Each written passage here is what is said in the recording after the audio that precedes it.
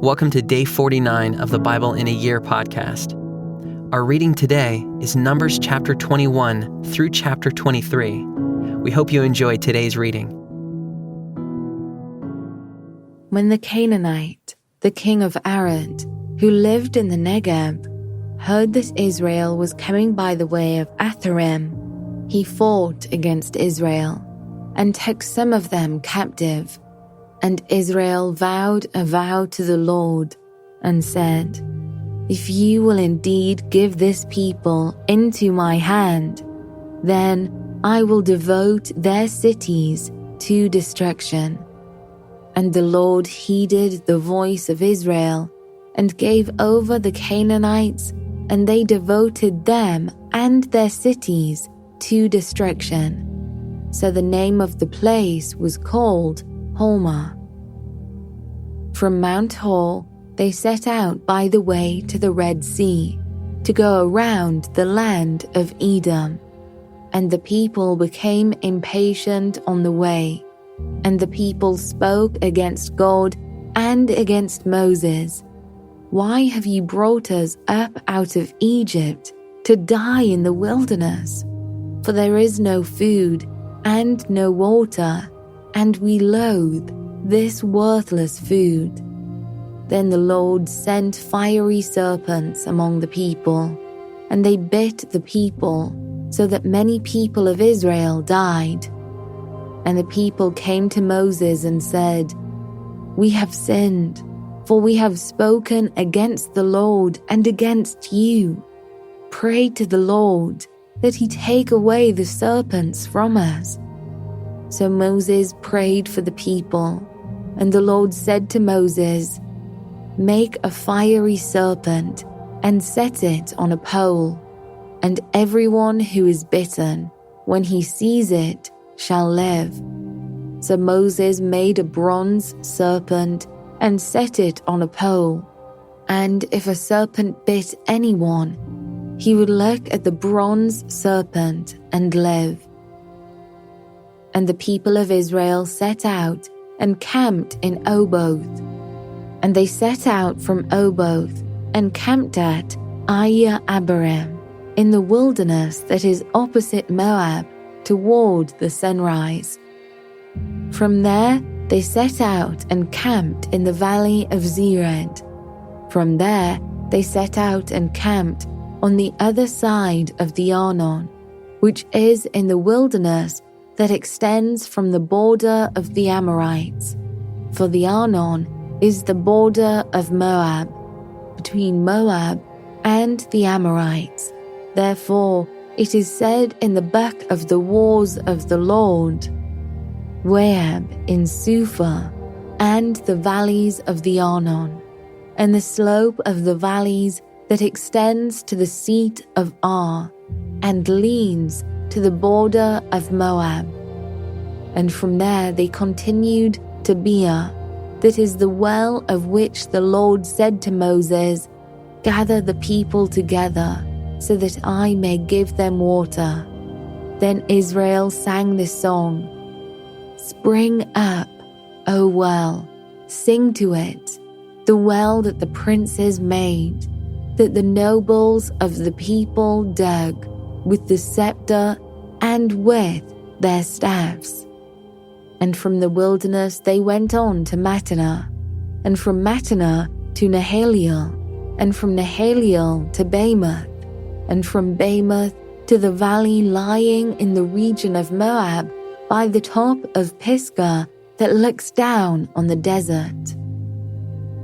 Then Israel sent messengers to Sihon, king of the Amorites, saying, "Let me pass through your land. We will not turn aside into field or vineyard. We will not drink the water of a well. We will go by the king's highway until we have passed through your territory." But Sihon would not allow Israel to pass through his territory.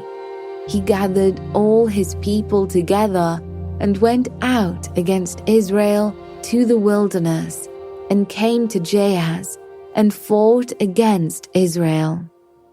And Israel defeated him with the edge of the sword and took possession of his land from the Arnon to the Jabbok, as far as to the Ammonites, for the border of the Ammonites was strong. And Israel took all these cities, and Israel settled in all the cities of the Amorites, in Heshbon and in all its villages. For Heshbon was the city of Sihon the king of the Amorites, who had fought against the former king of Moab and taken all his land out of his hand, as far as the Arnon. Therefore the ballad singers say, "Come to Heshbon, let it be built, let the city of Sihon be established. For fire came out from Heshbon, flame from the city of Sihon. It devoured Ar of Moab, and swallowed the heights of the Arnon. Woe to you, O Moab! You are undone, O people of Chemosh. He has made his sons fugitives, and his daughters captives, to an Amorite king, Sihon. So we overthrew them. Heshbon, as far as Dibon, perished, and we laid waste as far as Nophah. Fire spread as far as Medeba." Thus Israel lived in the land of the Amorites, and Moses sent to spy out Jazer, and they captured its villages and dispossessed the Amorites who were there. Then they turned and went up by the way to Bashan. And Og the king of Bashan came out against them, he and all his people, to battle at Edrei.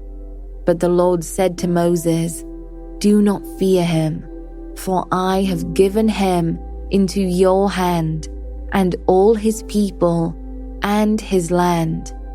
And you shall do to him as you did to Sihon, king of the Amorites, who lived at Heshbon." So they defeated him and his sons and all his people, until he had no survivor left, and they possessed his land. Then the people of Israel set out and camped in the plains of Moab, beyond the Jordan at Jericho.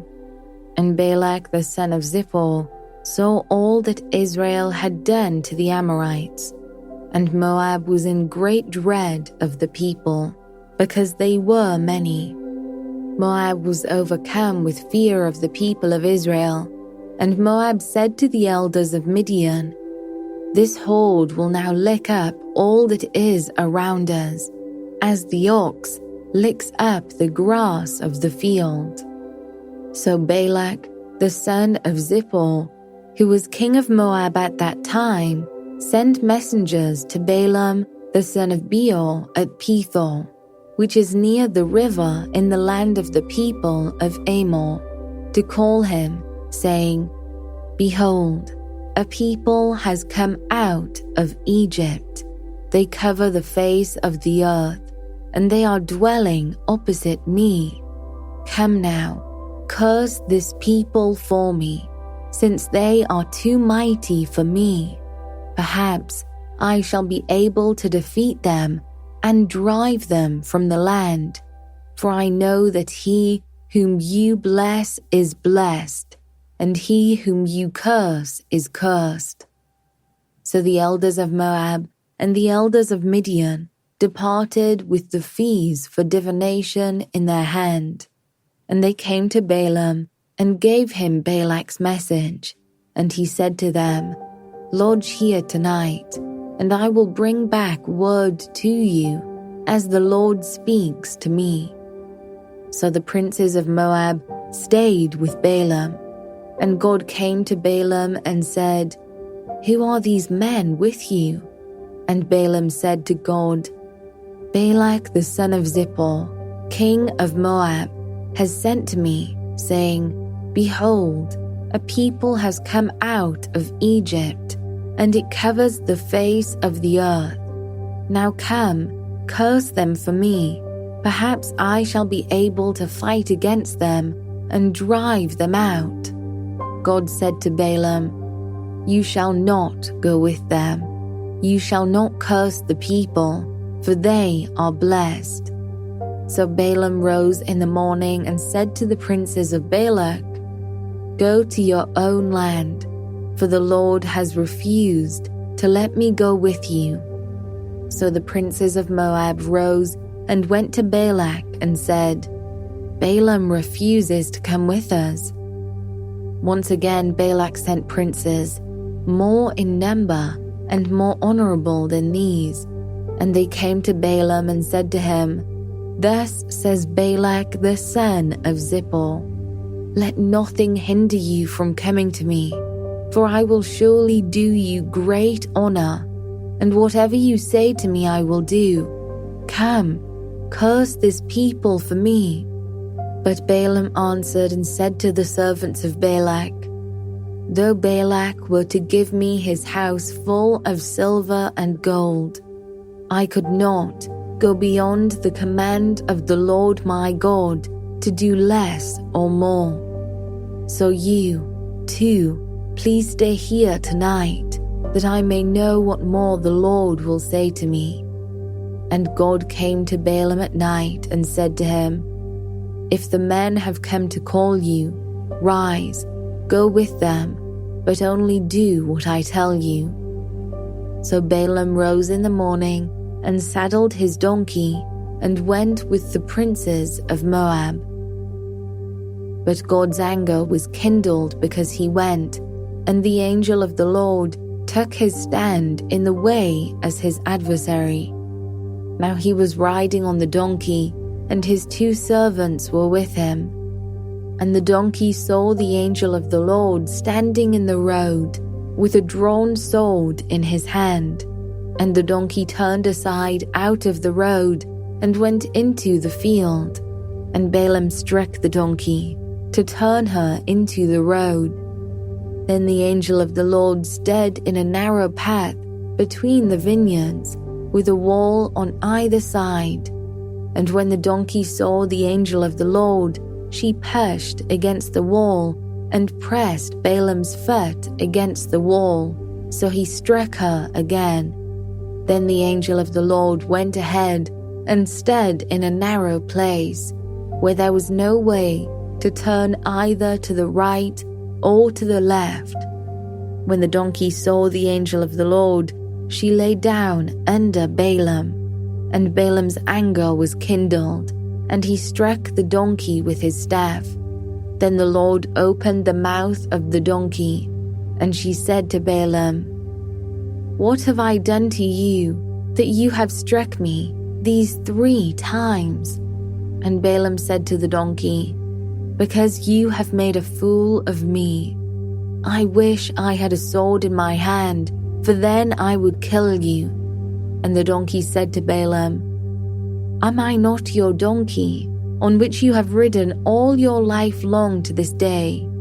Is it my habit to treat you this way?" And he said, "No." Then the Lord opened the eyes of Balaam, and he saw the angel of the Lord standing in the way, with his drawn sword in his hand. And he bowed down and fell on his face. And the angel of the Lord said to him, "Why have you struck your donkey these 3 times? Behold, I have come out to oppose you, because your way is perverse before me. The donkey saw me and turned aside before me these 3 times. If she had not turned aside from me, surely just now I would have killed you and let her live." Then Balaam said to the angel of the Lord, "I have sinned, for I did not know that you stood in the road against me.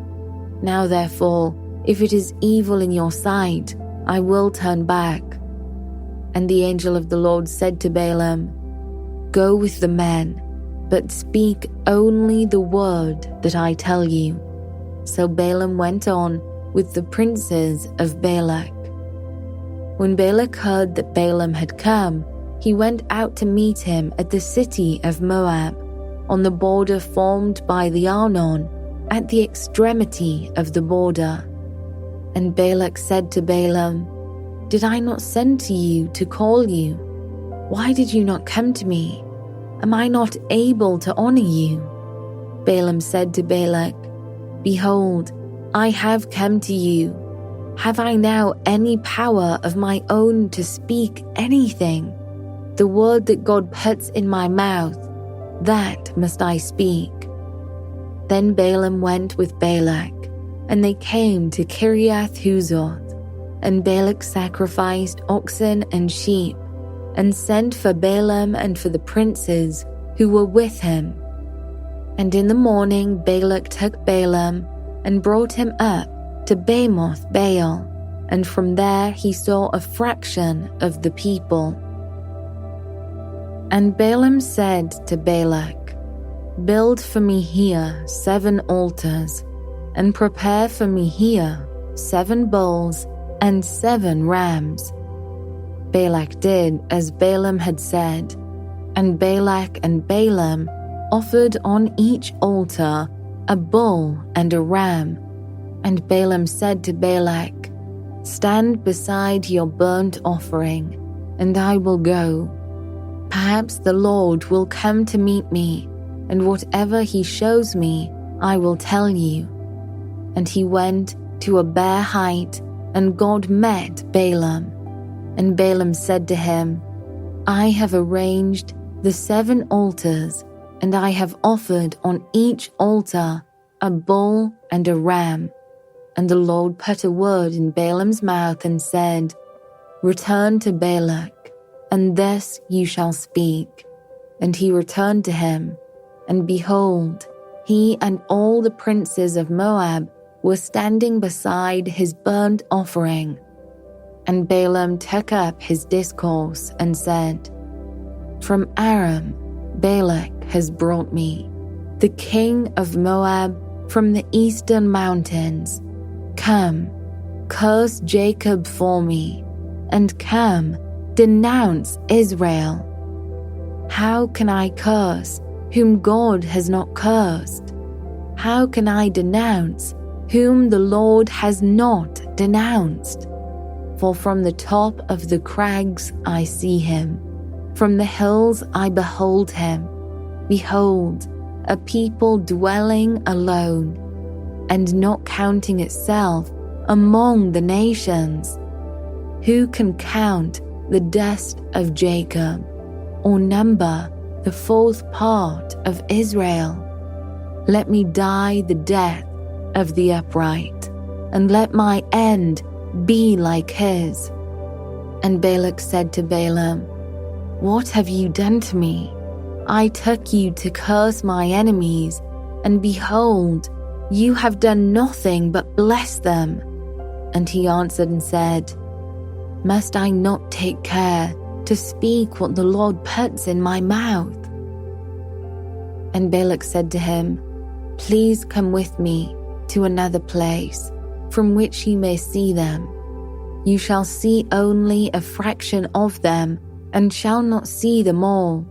Then curse them for me from there." And he took him to the field of Zophim, to the top of Pisgah, and built 7 altars, and offered a bull and a ram on each altar. Balaam said to Balak, "Stand here beside your burnt offering, while I meet the Lord over there." And the Lord met Balaam, and put a word in his mouth, and said, "Return to Balak, and this shall you speak." And he came to him, and behold, he was standing beside his burnt offering, and the princes of Moab with him. And Balak said to him, "What has the Lord spoken?" And Balaam took up his discourse and said, "Rise, Balak, and hear. Give ear to me, O son of Zippor. God is not man, that he should lie, or a son of man, that he should change his mind? Has he said, and will he not do it? Or has he spoken, and will he not fulfill it? Behold, I received a command to bless. He has blessed, and I cannot revoke it. He has not beheld misfortune in Jacob, nor has he seen trouble in Israel. The Lord their God is with them, and the shout of a king is among them. God brings them out of Egypt, and is for them like the horns of the wild ox. For there is no enchantment against Jacob, no divination against Israel. Now it shall be said of Jacob and Israel, what has God wrought? Behold, a people, as a lioness it rises up, and as a lion it lifts itself. It does not lie down until it has devoured the prey and drank the blood of the slain. And Balak said to Balaam, do not curse them at all, and do not bless them at all. But Balaam answered Balak, did I not tell you all that the Lord says that I must do? And Balak said to Balaam, come now, I will take you to another place. Perhaps it will please God that you may curse them for me from there.